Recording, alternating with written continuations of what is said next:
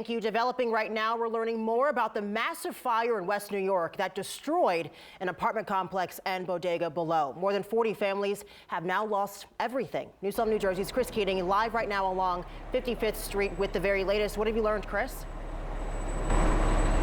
Brittany, good evening. Well, we have learned where exactly this fire started. Fire officials here in West New York are telling us this fire started in the basement of this building. That is underneath the bodega and the apartment complex that sits here at the corner of 55th and Madison Street here in West New York.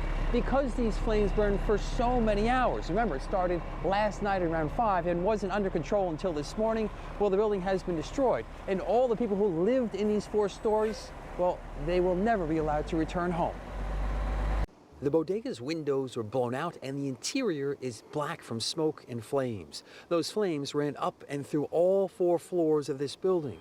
The destruction so intense that the roof collapsed and this building will need to be demolished. The exterior walls have been compromised. It was a fire that was unfortunately fed with gas. There's approximately 100 displaced occupants. At the moment, a cause is not known for the fire that started at around 5 Thursday night and had firefighters performing rescues on the top floor well above the flames. And look at this, to see this shit at 5 o'clock. Among those 100 people forced from their homes is Jimmy Perez, who lives in 523 55th Street. That's the building that sits right alongside the one that caught fire. It's terrible what happened. I mean, for me, it looks like a nightmare, you know? This afternoon, he was waiting his turn to be escorted inside to retrieve clothes and documents. Families are being allowed back in floor by floor, each packing as much as they possibly could. I left all my papers up there, my medicine, everything, my wallet, everything that I own, I left it upstairs. I need to get it because I need to get surgery on the 30th.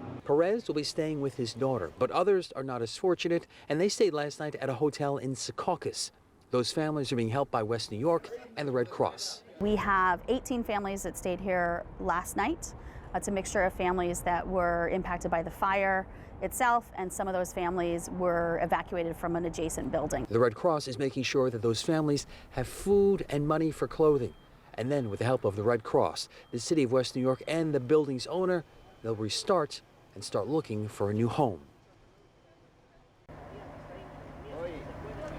And this is a look at 55th Street at this hour here in West New York. Tenants are still going in and out of the second building to retrieve some of their most personal belongings.